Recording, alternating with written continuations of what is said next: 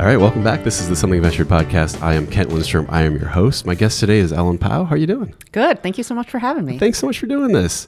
So Ellen is the CEO of Project Include, has been the Chief Diversity and Inclusion Officer of Kapor Center at Kapor Capital, a partner at the famous venture firm Kleiner Perkins, and attended Princeton before obtaining a JD and an MBA. That's a law degree and a business degree. And of course, in her spare time has written a book called Reset: My Fight for Inclusion and Lasting Change, which Mashable called Required Reading for Anyone in Tech.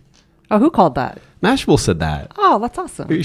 Don't you like Google yourself and I track do, but yourself I all the time? I focus on the negative. It's so bad. Okay. I'm like, oh, they said I should have done this. Oh, come on. That's a high compliment. That is a high compliment. And you've been on the Trevor Noah's show, too. That was like the highlight of the book tour. Well, everything was great, but like, being on that show was amazing. He's an amazing guy. Yeah. Like, I didn't get it when he first came on. When he first came on, I was sort of like, I don't know, he doesn't seem that funny compared to like a lot of people. But they saw something in him. And now when you see him, you're like, wow, he's an amazing guy. It's fascinating because also now he's bringing in a little bit more activism. So he's really pushing on issues a lot more. And that's been fascinating to see. It's because John Oliver kind of did that. Well, Jon Stewart always did that. Jon Stewart was always good about having book, authors on, maybe not the most interesting people from an entertainment perspective, but interesting people from a changing the world perspective. But yeah, Trevor Noah's been, what was it like being on that show? Is it kind of a little intimidating? Or? Super intimidating. It's interesting. You're in the green room and he's got his audience and he's talking to them, and then you can feel the energy going up in that room with every minute. I had to turn off the screen because I was like, wow, I'm going to go in and I'm going to drop the energy level to zero. Like, it really is super intimidating. But he's so nice, and his staff was super nice. It was just a really awesome experience, better than I even expected.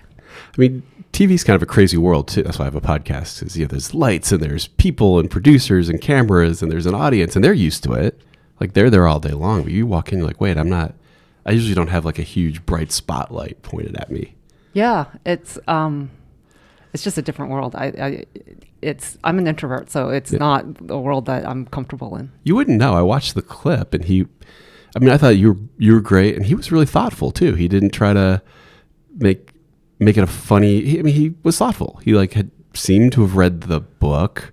Who knows? But seemed like it, and seemed like he was being pretty thoughtful about it. He seems to care about these issues, and that makes it a different experience. Yeah, that's great. So, what was your path? At some point you end up at Kleiner Perkins, a very well-respected venture firm, or famous venture firm, I should say. Even with multiple degrees and having gone to Princeton, in the world of finance, venture is a very specific area. And within that, Kleiner Perkins was there's very few jobs in venture capital. There's very few Kleiner Perkins. You ended with one of them. What was the path to that? It was super random. I have always been a person who hasn't had specific ambitions. So I'm always jealous of these people who, one of my friend's kids wants to be a doctor. Yeah. She's 10 years old. She knows that's what she wants to do. She's going to be a surgeon. She'll be brilliant at it, but it's super focused. I've always been kind of interested in learning, interested in different things. My parents wanted me to be an engineer, and I liked it, so I did it. I've not had this drive internally to do something very specific. Right. So every time it's been opportunistic. There's somebody that I thought was interesting that I wanted to work for. There's a product that was interesting that I thought I wanted to help. Or for Kleiner, I was just curious. Right. It was, at the time, it was like one of the top venture capital firms. Yep. It was funding companies like Friendster. Yep. It was the pinnacle of VC. Yeah. And it was so secretive at that time. It was, you didn't really know anything that happened behind the doors. This was before people blogged about things. This was before people started building their personal brands. So you didn't even really know who was working there. Everything was very secretive. And you didn't know how much money they were making either. Didn't somebody say it was one of the greatest wealth creation engines of all time, other than illegal activities? Or I'm sure I'm saying that wrong, but something like that. I think when I joined, there were 3 billionaires out of the 10. Right. Out of the 10 partners who were there, 3 were billionaires. So it's and nobody really knew who they were. Right. It was except within that small field. So it was, for me, I'm very curious about this area that I knew nothing about. I grew up on the East Coast, very separated from the tech world, didn't know anything about venture capital until I went to business school. Right. And it was a very like kind of black box to me. And John Doerr, you've met him. Yeah. He's super charismatic, incredible salesperson. He was like, come and do this. I had turned down the job. I'm like, I don't think I'm a venture capitalist. There you go. And then all of a sudden he was like, no, you want this job, do it for a year. We'll make sure that you end up in a great spot if you don't like it, but, just try it out. And I was like, wow, this is a great opportunity. I'm only making a year-long commitment. I get to see what happens behind the black box. And and it's hard to say no to John. Right.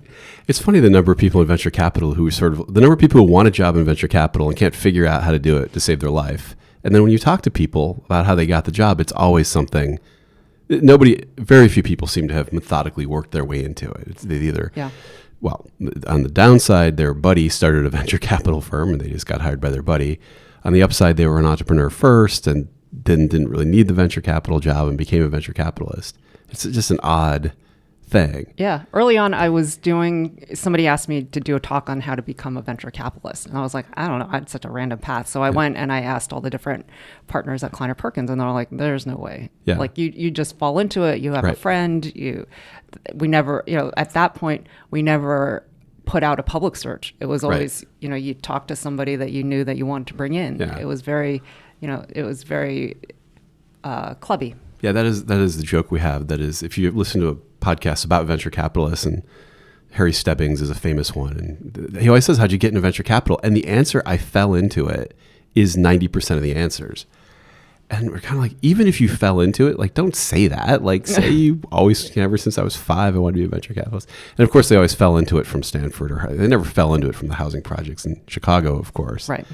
So how was the experience, like the first year? And it was fascinating. It was, I learned a lot. And it was interesting to see, I'm trying to think the first year. For me, it was like, it seemed not that hard. Right. But then, like the second year, like the politics were impossible. So it was interesting because it was like, oh, this job isn't that hard. Like we meet with entrepreneurs, we look at their businesses, we try to figure out if they're going to be, if we think they're a high likelihood of being successful, can we help them? And then all of a sudden it got much more complicated because I realized it's not just that. Right. And what is it as you took the job, seems like maybe not now, but for a while this was an odd job for East Coast people, because when you're on the East Coast, you go to Wall Street, you make a ton of money every year. But then all of a sudden there was this job where people were making they're becoming billionaires, which isn't what really happens if you work at Goldman Sachs. You make $10 million a year. And I think they were kind of puzzled by all these people on the West Coast who are becoming billionaires. And so then they started coming out here, going after the venture capital job. Oh, I thought that was more, maybe it was when Andreessen Horowitz started publicizing venture capital and people started competing and marketing themselves. All of a sudden it became a much more public thing. I always thought the change in the culture came when people started seeing Mark Zuckerberg. Yes. Right. And then he started making people a bunch of money and he was making a bunch of money. Yeah. And people thought, hey, if this kid can do it, why can't I? Well, and then of course there was a movie about it, which helped distribute it pretty broadly. So you're at the kind of white hot center of venture capital firms, at one of the top ones. And still there's further to go because there's an inner circle. Is that kind of what animated the politics? I think it's general venture politics, right? There's a pie of carry.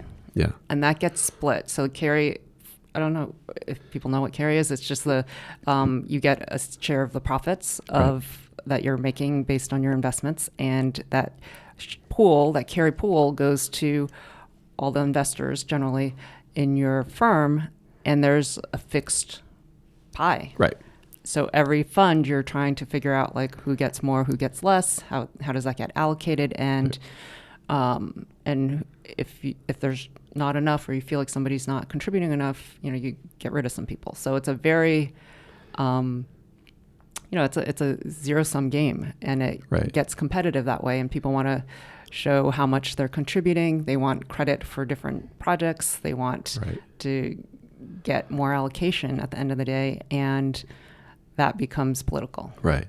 And do you think it, because I hear that at most firms, that's typical. Yeah. There's a few firms, Benchmark is a famous one, where their model is that they don't split everything's just equal. So if you didn't do anything, theoretically, you didn't do anything for a year, you'd get just as much as the guy who worked really hard. And then the idea is they all kind of agree that when they're done working hard, they're going to step back. They're not going to be the guy who sits around. And it kind of works for them, I think, because they make so much money. At some point, it might not matter. Yeah. Is that just the nature of a venture firm, or is there a structure that would solve this problem? Oh, I hadn't thought about it. I think it's the nature of venture capitalists. Right. I think it's a nature of the person who's going in there, and I also think it's a nature of the change in venture. Like when I started, it was very secretive. You didn't have this Midas list. You didn't have people competing to show how much value they were contributing. It was like you went to Kleiner, you went to Sequoia, and then if you couldn't get money from them, you tried to get from, there was a hierarchy. Right. And people didn't move that much from the hierarchy except if you had a big hit. And there were fewer venture capital firms. There was and the venture capital firms were holding all the power. So there was less need to compete for founder attention, and people could just sit on their money and felt a lot of power and control. And I think once it became more competitive, once people had to market themselves, then you get into a little bit more of the jockeying for credit, jockeying for position, and more internal politics. Who's going to get the board seat? Who's going to be able to lead the investment? Right. And so we don't not lingering on this, but what happened? You got into a point where you ended up in a lawsuit with Kleiner Perkins, which seems like an incredibly bold move. I mean, you can't understate how powerful these guys were, or certainly seemed to everybody. How did that sort of transpire with that? One of the things that I saw over time was just also that it was a very, that it was very exclusive, and that there was a very much of an in-group at Kleiner, and that, first I thought, I wasn't part of it because there were things that I was doing. I needed to be more social. I needed to be more, likable, I think came up in one of the conversations. But it was hard because to be likable, I had to give up all the opportunities, right? Like they didn't want me to run any investments. So being likable meant kind of being a doormat. So there was kind of I'm not really sure how this fits in with wanting to be successful. So I couldn't do both. And that was frustrating, and I, kept trying to thread that needle and figure out what should I have done here, what should I have done there, and there was just this huge overhead in every interaction. Right. And there was one review where it was you need to sit and meet with every single person in the firm because they just don't like you. And that was I was like, wow, that's really not. That seems kind of ridiculous. Nice feedback, but all right, I'll go and do it. And I did everything. I did everything they asked me to do. But what really started to get me to question the environment was when I heard all the other women were having these similar problems where, I wasn't talking enough, but don't talk as much as this other woman because she talks way too much. We gave her that feedback and she went and she talks all the time now. And I'm like, wow, really? She does not talk that much. So I got to talk less than her, but more than me. Right. And, how many words is that? Right. So, and this other woman was doing terribly and they wanted her to leave. And, it was just but when I looked at it, it didn't seem like the results were any different. And actually, one of the women at the firm did an analysis that showed that the women's investments were actually doing much better than the male investments at the junior partner level, but yet all the men had gotten promoted and none of the women. So it was a very, with that promotion, it was very clear to me, wow, this place is not fair. And I kept trying to talk to people. I kept trying to push it through. I talked to, I wrote a memo talking about it. There were harassment issues. It was to the point where it was clear they weren't listening and they didn't really care. And I wanted to show that it was important. Like here you have this upper echelon, you have, one of the leading firms in venture capital and one of the firms with the most women. Right. But yet you weren't letting any of them succeed. Right. And as you got into the lawsuit and it became public, one thing that I note about it is you seem to be, like, a lot of people seem mad at you. Yeah. People had nothing to do with the lawsuit. A lot of people seemed mad about something, which struck me as very odd because you were suing a big, powerful company. Nobody at the big, powerful company was going to get hurt. It was obviously a reasonable... Obviously, you didn't make it up. Like, why would people care and be mad? Like, I don't know. It was fascinating. Like, I look back and people were just mean. They were really mean about it. Like, there was one woman venture capitalist that I saw recently who was like, she apologized. She was like, I really didn't get it. And I didn't understand. And I had all these things that happened to me that were similar, but I had pushed them all down. Like, I didn't want to think about them. And then you brought them all up. And I was like, wow, you're actually one of the nicer ones. I think it brought up a lot of emotional issues for people. Like, it really was a lightning rod for where do you want to go. And there was one article that came out really quickly in the New York Times where, they had interviewed some Kleiner ally who had said apparently negative things. And then she was like, called back and was like, holy shit, I don't know what I'm talking about. Like, this seems like much more complicated, and kind of walked back her comments. And there was another guy in that article who was like, I've never heard any of these stories, so I'm very skeptical. Yeah. It was just such an odd sort of, and I think that really opened up a lot of the, I guess you call it conversation. I've had a lot of women on this podcast where the sort of idea has been that I'm the naive, like, well, does this really happen that much? Like, I'm not harassing anybody. Nobody harasses me. And their message to me is like, not only does it happen, way more than you're imagining, it's way worse and way more frequent. Yeah. And here's a story from yesterday, like that kind of thing. Like what is a guy to do? Like, if you're not in it particularly, it's not, I don't know how to articulate. It's not that you don't care. It's not that you don't believe it. It's not on your mind, I guess, somehow. I think it's, you have to realize that it is actually happening. Right. The worst stories have not been told. So the women who have had the worst things done to them have been so hurt by it that they don't want to share their stories publicly. Right. And so some of the stories I've heard are horrendous. They're really horrendous. And these are companies that you know of. These are companies where your friends work. So I think a big part of it is like believing that it's actually happening, because it is. And then figuring out, like, how do you make sure it doesn't happen? Right. Like, how do you prevent it?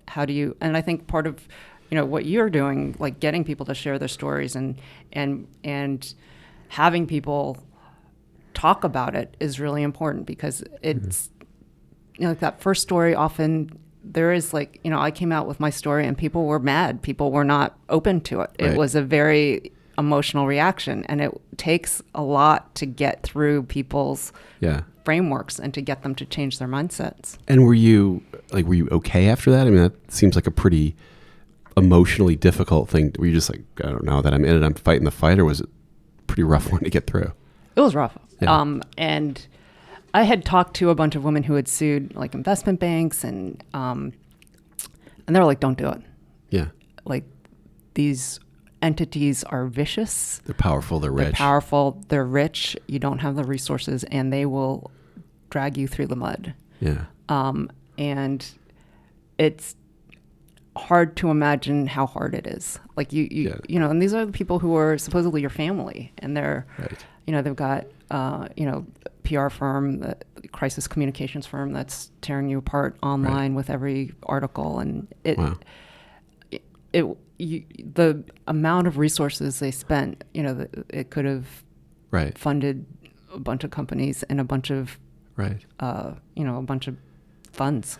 What do you think is the arc for somebody like that firm, where they had a bunch of amazing women? I mean, Trey, there was Aileen, Mary Meeker, like a bunch of very impressive women. Like, don't take my word for it. They've gone on to other things that are huge, mostly starting other successful venture capital firms. why have a bunch of women there in the first place? Why not just be the old boys club? There's plenty of VC firms that are just 6 white guys who went to Stanford together. What's the kind of thing where you get that far to hire great women and then not support them and they leave? Like what? This is something that one of the community managers at Reddit told me to explain some of the community behavior, and that I think it applies here, that people want to believe that they're a certain way. They want to believe that they're fair. They want to believe that they're, giving opportunities to everybody equally, that they are, kind of supporting women, they're supporting people of color, they're supporting, every type of person imaginable, and that they got where they got because it's a meritocracy. Yeah, right. And it is, but it's hard to change the idea that, that they and their inside group are actually not fair, and that they had opportunities that were given to them because of what they look like and not what they contributed.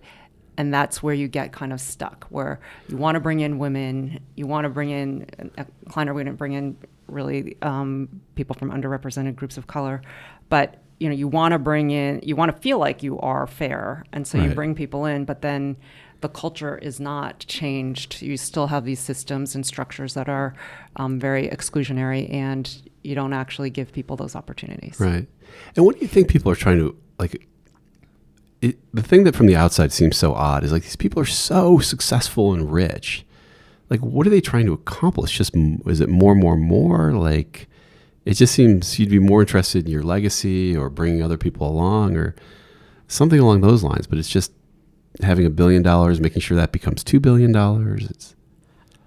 And I don't think it's like I need more money to spend, but I think it's a marker for competing against other people. Like, I want to be the person who created the most. I want to be the person who's remembered as being the most successful venture capitalist. I want to be on the top of the Midas list. So there is some of that going on, and but I really don't know. I guess you just lose perspective of how much you're actually winning in the world. Like, where the actual person makes $1 a day, you realize that, like, you're not getting screwed because you're only worth $600 million and not $1 billion or whatever it is. Yeah, it's, I don't know. I think of Jeff Bezos and the fact that his people can't have a living wage. I think about Uber, the fact that the drivers, some of them are making less than $8 an hour. Like, how much money do you need? Well, I've had a few people on who worry about that. Maybe just from a personal perspective, but they worry that if you go too far down that path, people will revolt.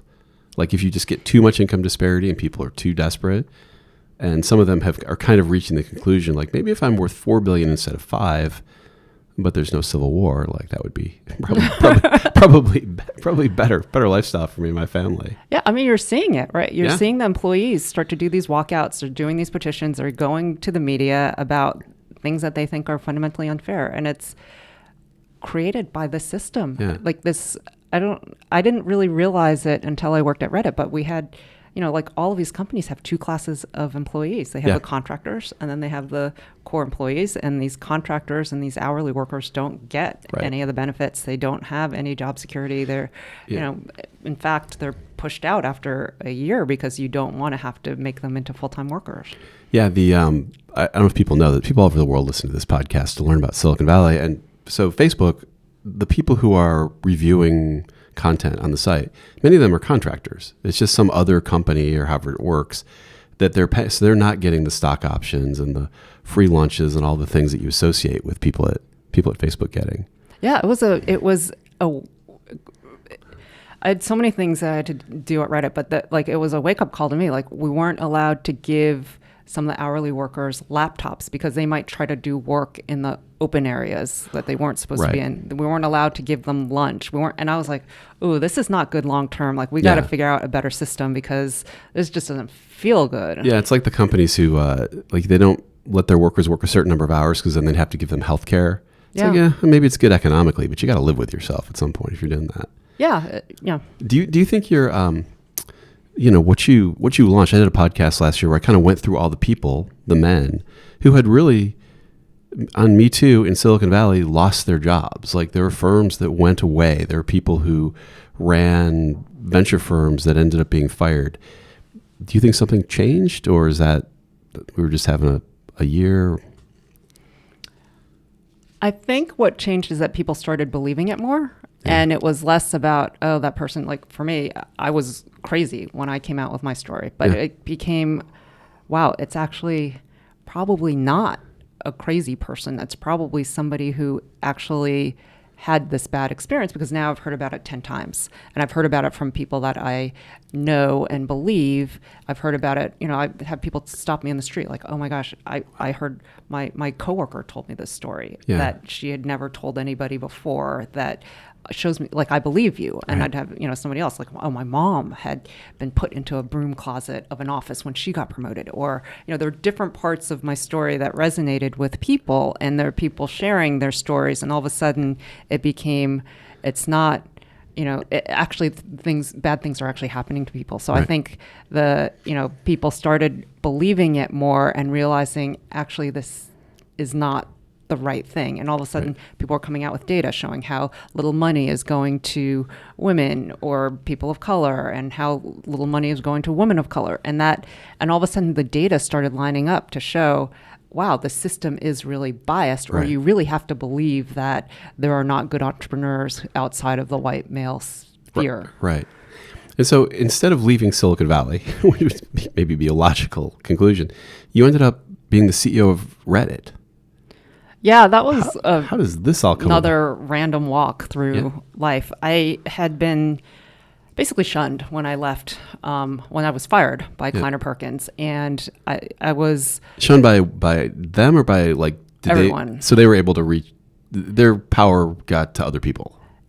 I think so. I mean, they were putting out like a ton of press about how I was a poor performer and how I was. And there were people calling me crazy that they had, gotten to talk to the press. So it was, and there were people who were privately supportive. There were people who were out there trying to tear me down, but there were people in the background who were saying, like, I support you. I can't do it publicly, but I do think, you're saying the right thing. And there were a lot of people who came with these horrible stories about what Kleiner had done to them. So they felt somewhat vindicated. So it was interesting to see, but nobody wanted to hire me. I think there was a fund in South America who was starting a thing. And I was like, I don't want to go to Brazil. I have a kid. I'm just not. But it was interesting to, kind of see who came out. And Ishan Wong, who was the CEO of Reddit at the time, offered me a job. And I thought Reddit was a really interesting opportunity. They had maybe 40 million users at the time. Yeah. I've put some money in it. Ishan was, is a great manager and a great leader, and he had this vision for the company and for the product that involved a lot of change, and changing from this really small group of people who were much more conservative into building a world-class product that, with a diverse and inclusive team. And that seemed interesting to me. But the Reddit community, the Reddit community found you somehow, or certain parts of it kind of took to you and started criticizing you. Is that? Yeah, it's hard for me to separate. I don't know how much of it was, their crisis communications team has something that, like, they have influencers, which I think were probably troll farms. And, so I don't know how much of it was real and how much of it was just general, just general PR tactics. Right. But, there were people, they didn't like the fact that I was suing for discrimination and retaliation. They didn't like the fact that I was a woman. They didn't like the fact that I was Asian. So there were a lot of things that were not, it didn't make them happy. So once again, you were kind of ahead of the curve, because now the issue of trolls online has become huge, or at least in the public consciousness has become a very big issue. It's fascinating because it's been an issue. So I don't feel like I was ahead of the curve. There were a lot of women who were talking about it, a lot of women of color who were talking about it, but nobody really listened, and nobody really saw it that much. But when people came, after me, it was on the front page of Reddit every day in like 100 different ways. So that was one of the more public and prolific and long-term instances of harassment. Like, it was much more visible. Right. And it was happening to a CEO. So I think there were things that gave it more attention, and the scale of it was unbelievable. So it was ahead of the curve in some ways. We were the first company to get rid of revenge porn, first big company, and we really start cracking down on online harassment. One of the earlier ones to really start taking down content. But it's been an issue. People have been talking about it for a while, since Gamergate, and I wasn't ahead of the curve, more in action than in bringing up the issue. But but it's taken so long for companies to follow. And why is this? Like this, it seems like taking down revenge porn or obvious hate speech. Like what would the problem be? It seems like it's a pretty easy decision to make. You're not talking about complex, nuanced, philosophical issues. They seem like they're pretty easy, but Twitter and Facebook and everyone just seems to be so caught up in themselves, instead of just saying, well, that's clearly wrong. We clearly have the right to take it down. Like, let's just do it. Yeah, I think there are a few things going on. I think one, it's just easier not to deal with it, right? Yeah, if I say I'm going to get rid of it, then do I have to look for it? Do I have to be responsive within a certain amount of time? Like, all of a sudden I'm setting myself up to do work, right? And that's going to cost, and I don't. So that's kind of the lazy person's reason. There's the scared person's reason, like, people are going to get upset, and I don't want my users upset at me. They will, and this happened to me and to our team, they'll try to dox you. They'll try to share your personal information. They'll try to get people to, harass you. They say terrible things. They put up terrible images of you, and they are just generally abusive. And so I'm kind of scared of that element of my user base, so I don't want to do anything to rile them up. I think there's also like some fear that once I start managing content, like, why aren't I taking down other types of content? Or all of a sudden, am I a content manager and I lose the privilege of being able to declare myself a neutral platform and all of the regulatory protections that brings? Oh, interesting. So what do you think has happened in Silicon Valley over time? I talked to somebody recently, and they're talking about the number of women who were in tech early on. Things like if you wanted to get a URL, a website address, there was like one woman in Washington. This was kind of earlier internet days, but there's like one woman, and you had to I think you had to call her or something to get it. But, and I'm going to get it wrong if I try to say it, but then a number of companies, a number of technologies, women were fairly key in creating them in the internet. And then somehow this became such a male-dominated thing, or I think some crazy number of computer scientists early on were women, maybe because it looked more like typing at the time or something. I don't know. What happened over time? I don't know. It's an interesting question. I think part of it was this, confirmation bias, where there were, I think we see it today too, where this group of venture capitalists who were, the Fairchild eight white men, ended up investing, and they ended up investing in their friends who are mostly white men, and then those people end up being successful, and then all of a sudden you decide, oh, it's white men who are successful, not just that the pool only has white men, but that's the pattern, and all of a sudden I'm going to match that pattern. And that, you saw with people talking about, oh, I don't want to invest in people who have an accent, or I don't want to invest in, or I think the pattern is a white male dropout from Stanford or Harvard, and it ends up being this self-fulfilling prophecy where people get stuck, and that becomes the basis of hiring, that becomes the basis of your leadership team, and that pattern perpetuates. It's throughout the system though, because you also get it in schools, and I don't know where that bias comes from. There's like a significant amount of bias against women, and also people of color. Like there's just this tremendous bias against, people who don't look like you, and there are assumptions starting in school that, whether you're good at math or not depends, a lot of it depends on what you look like. And then are you encouraged to go into those fields? Are you supported? Are you given those opportunities? And it doesn't happen. And you see all these organizations now really trying to fix that at earlier stages and later stages. But it's funny when you see companies donate to the pipeline issue. It's like, well, heal thyself, right? You got a lot of work to do too. So let's not just push it out. And is this what you're working on at your Project Include? Like, that's your business now, right? It's a nonprofit focused on helping people figure this out.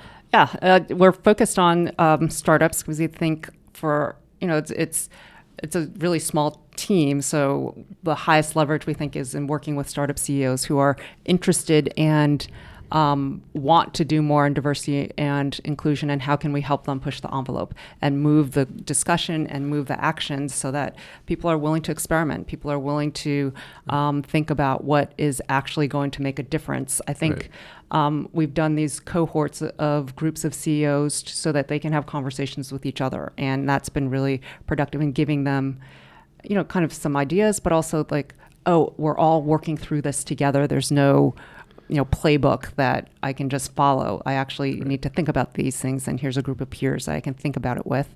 And then we're also using data. So we have these surveys that we use to see like where people are, and then in 6 months, like, where have you gotten? And then we have sentiment analysis to show like, here's where people think there are problems, and this subgroup of people is actually really unhappy about compensation, or so that you can have not this huge problem, but like here are like 5 ways to address it. So it's been interesting because I think CEOs, they want action. They want they want to know that they're making a difference. So the data really helps with that. And recently we came out with our recommendation that we think startups can really get to better numbers, and they can set targets. So instead of looking at Facebook and their numbers, or Google, or any of these big companies that have been publicly sharing numbers, we've collected numbers from a set of startups, and we think that our recommendation is that companies get to 10% Black employees, 10% Latinx or Hispanic employees, and understand that 5% of your employees may be non-binary.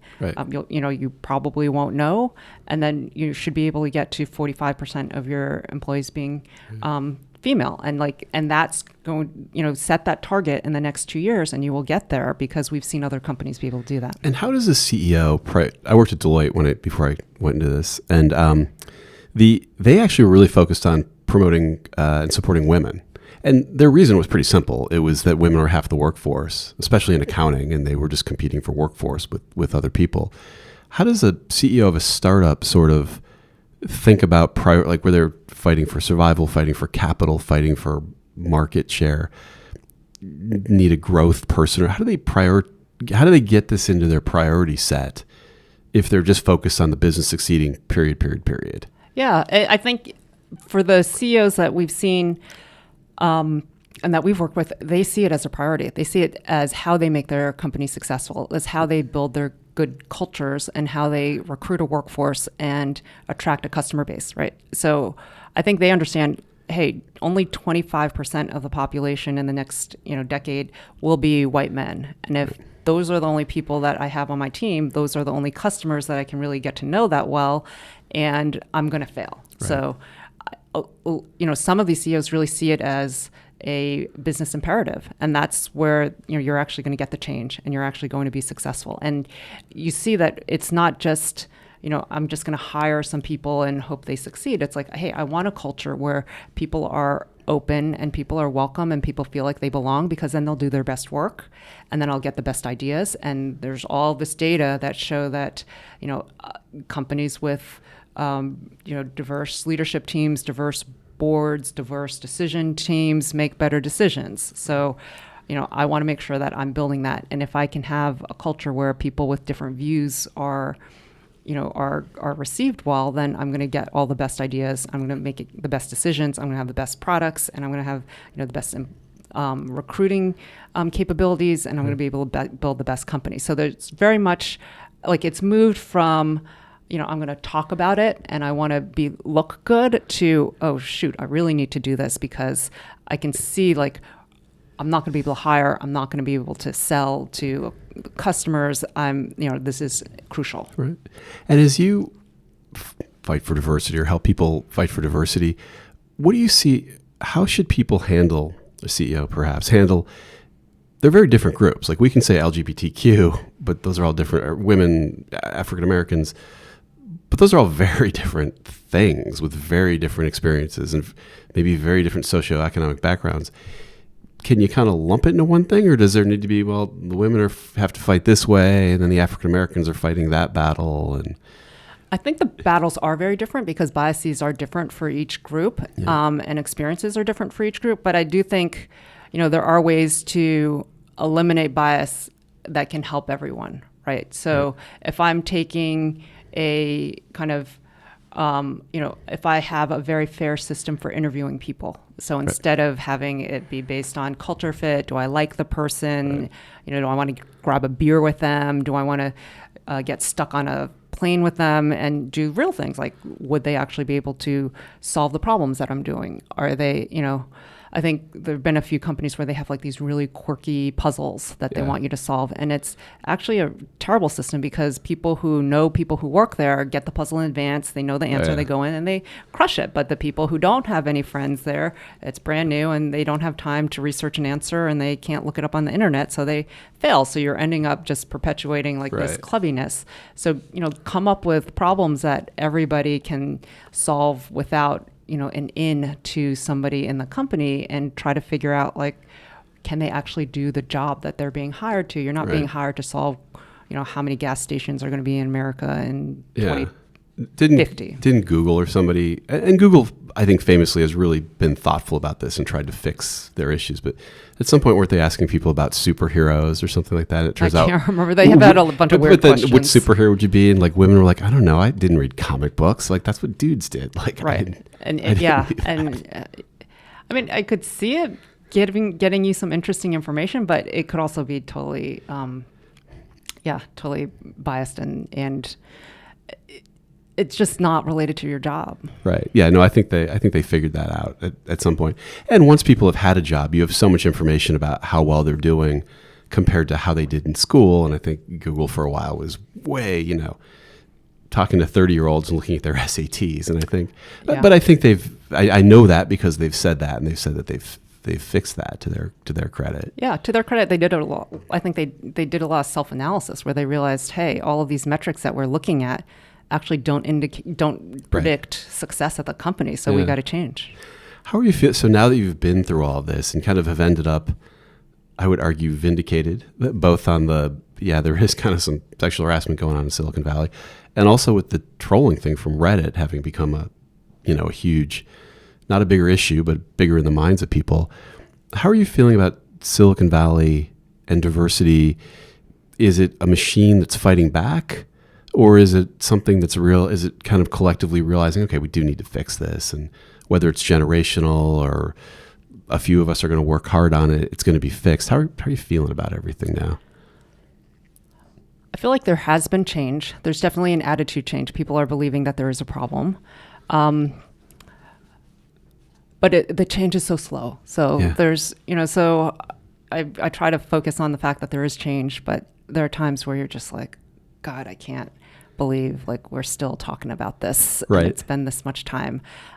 It is good. I think, you see people who are trying to change things who don't look like me, both from all different areas where, you're starting to listen, you're seeing like activists who are from different groups, but also you're seeing white men talk about it. You're seeing people who are saying like, hey, I want to change things. You're seeing a lot of Silicon Valley CEOs of startups say like, this is not what, I don't aspire to be Mark Zuckerberg, right? And that was the big thing 10 years ago. Everybody wanted to be Mark. Yeah. So there's been a lot of change, and I think that's good. I don't see that much change at companies like Facebook, companies like Google. It's disappointing. Danielle Brown left. The changes don't look good.